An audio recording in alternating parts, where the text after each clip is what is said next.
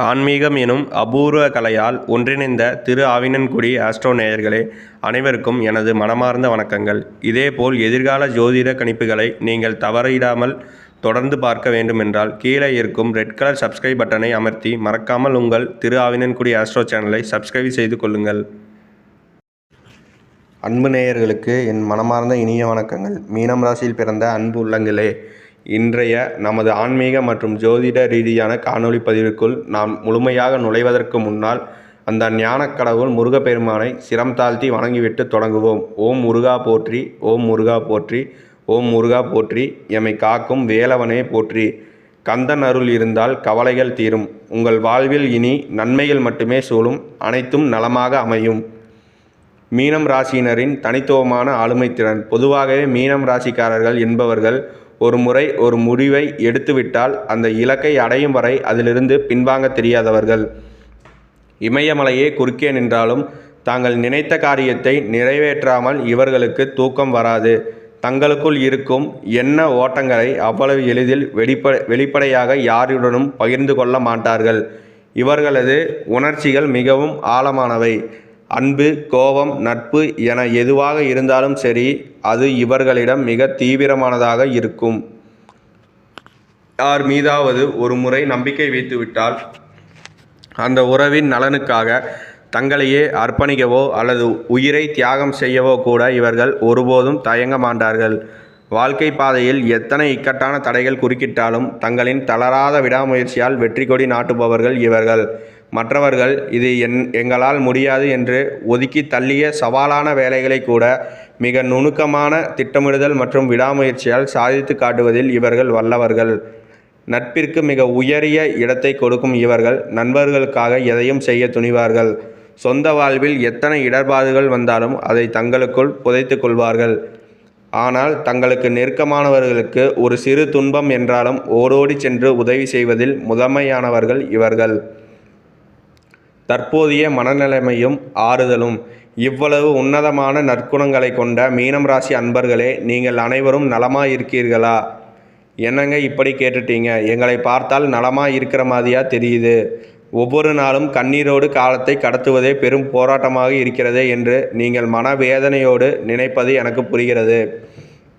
ஆனால் மீனம் ராசிக்காரர்களை கவலைப்படாதீர்கள். உங்கள் வாழ்வில் சூழ்ந்த கர்ம வினைகளும் கஷ்டங்களும் பனி போல விலகப் போகிறது. உங்கள் நீண்டகால ஆசைகளும் கனவுகளும் நனவாகும் காலம் கனிந்துவிட்டது. உங்களின் உடல்நிலை சீராகி ஆரோக்கியம் மேம்படப் போகிறது. வரப்போகும் பொற்கால மாற்றங்கள், மங்கள நிகழ்ச்சிகள். நீண்ட நாட்களாக திருமண தடையால் வாடி வந்த இளைஞர்களுக்கு மனதிற்கு பிடித்தமான வாழ்க்கை துணை அமைந்து இல்லற வாழ்வு இனிதே தொடங்கும். மழலை செல்வம். புத்திர பாக்கியம் இல்லாமல் ஏங்கிய தம்பதிகளுக்கு குலதெய்வ அருளால் மழலை சத்தம் கேட்கும்.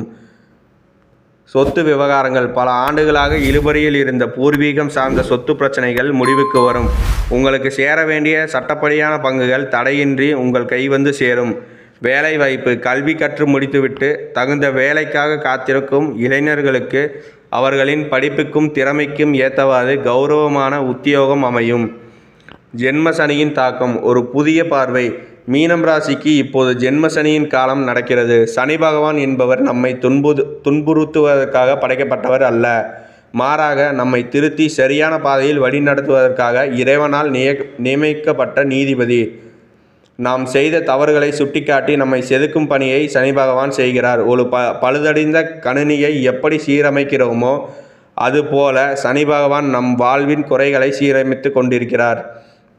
மீனம் ராசிக்காரர்கள் தேவையில்லாத விஷயங்களை நினைத்து குழப்பிக்கொள்வதை முதலில் நிறுத்த வேண்டும். ஜென்ம சனி உங்களுக்கு பல பாடங்களை கற்பிக்கும். உங்களை சுற்றியுள்ளவர்கள் அல்லது பக்கத்து வீட்டுக்காரர்களின் கருத்துக்களுக்கு அளவுக்கு மிஞ்சிய முக்கியத்துவம் கொடுக்காதீர்கள். உங்களை நீங்களே தாழ்வாக கருதுவதை விடுத்து என்னை விட புத்திசாலி யாரும் இல்லை என்ற தன்னம்பிக்கையை வளர்த்து கொள்ளுங்கள். ஒரு முறை மேடையில் பேச அஞ்சிய ஒரு மாணவருக்கு அவனது ஆசிரியர் சொன்ன அறிவுரை உங்களுக்கு பொருந்தும்.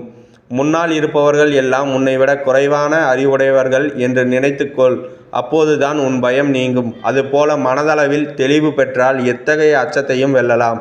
இதுவரை நீங்கள் பல போராட்டங்களை வென்றிருக்கிறீர்கள். இனியும் உங்கள் வாழ்வை நீங்களே வெற்றிகரமாக வழிநடத்தப் போகிறீர்கள். கெட்டது நடக்குமோ என்ற அச்சம் இனி வேண்டாம். வெற்றிக்கான சூத்திரங்கள். சுதந்திரமான முடிவுகள். போர்க்களத்தில் இருக்கும்போது தளபதியின் அறிவுரையை மட்டும் கேளுங்கள். மற்றவர்களின் தேவையற்ற விமர்சனங்களை தலையில் ஏற்றிக் கொள்ளாதீர்கள். உங்கள் வாழ்வின் ராஜா நீங்கள்தான். முடிவெடுக்கும் அதிகாரம் உங்களிடமே இருக்கட்டும். பிடித்தமான வாழ்க்கை. மற்றவர்களை திருப்திப்படுத்துவதற்காக வாழ்வதை விட உங்களுக்கு பிடித்தமான முறையில் வாழுங்கள். உறவுகளையும் சூழல்களையும் துணிச்சலாக ஒதுக்குங்கள். சமூக வலைதள எச்சரிக்கை. நீங்கள் மிகுந்த மகிழ்ச்சியோடு இருப்பதை தொடர்ந்து சமூக வலைதளங்களில் ஸ்டேட்டஸ் பதிவிடுவதை தவிர்க்கவும்.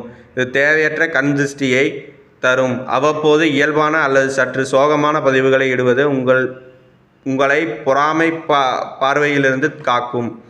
நம்பிக்கை துரோகம். யாரையும் கண்மூடித்தனமாக நம்ப வேண்டாம். உறவினர்கள் ஆனாலும் உங்கள் வளர்ச்சிக்கு அவர்கள் முட்டுக்கட்டையாக இருக்கும் வாய்ப்பு உள்ளது.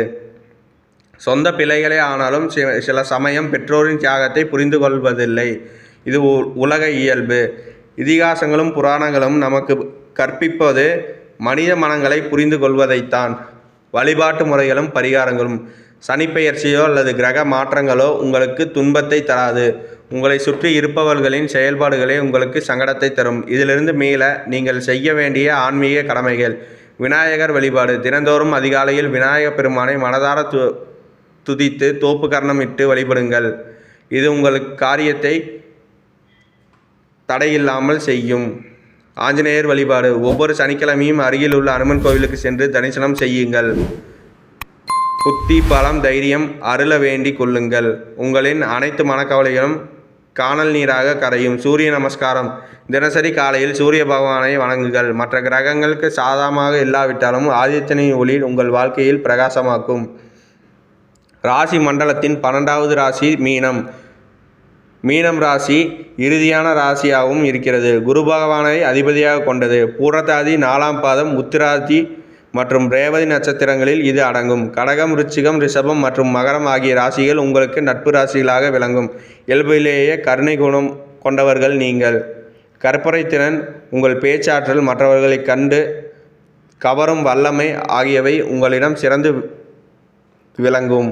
குலதெய்வ வழிபாடு. குலதெய்வம் என்பது உங்கள் வம்சத்தையே காக்கும். குலதெய்வம் தெரியாதவர்கள் கூட ஒரு சுப நாளில் வீட்டில் தீபம் ஏற்றி மனதார வேண்டிக் கொண்டால் அந்த ஒளியிலேயே தெய்வம் இருக்கும். குலதெய்வ வழிபாடு உங்கள் குலத்தையே தலைக்க செய்யும். சனி பெயர்ச்சியால் ஏற்படும் விரிவான நன்மைகள். இந்த மாதத்தில் தொடக்கத்திலிருந்தே சனி பெயர்ச்சியின் பலனாக உங்கள் வாழ்வில் முன்னேற்றங்கள் மெதுவாக நடக்கும். பொருளாதார மேன்மை. உழைப்பிற்கு ஏற்ற முறையான ஊதியம் கிடைக்கும். சேமிப்பு உயரும். கடன் சுமைகள் படிப்படியாக குறைய தொடங்கும். தொழில் வளர்ச்சி. வேலையில் ஒரு நிலைத்தன்மை உண்டாகும். அரசு அல்லது தனியார் துறையில் இருப்பவர்களுக்கு பதவி உயர்வு கிட்டும். மனப்பக்குவம். பொறுமை மற்றும் மனத்தெளிவு அதிகரிக்கும். மிக கடினமான முடிவுகளை கூட நிதானமாக எடுப்பீர்கள். சொத்து சேர்க்கை. பூர்வீக சொத்துக்கள் உங்கள் வசமாகும். வீடு நிலம் சம்பந்தப்பட்ட விஷயங்களில் லாபம் கிட்டும்.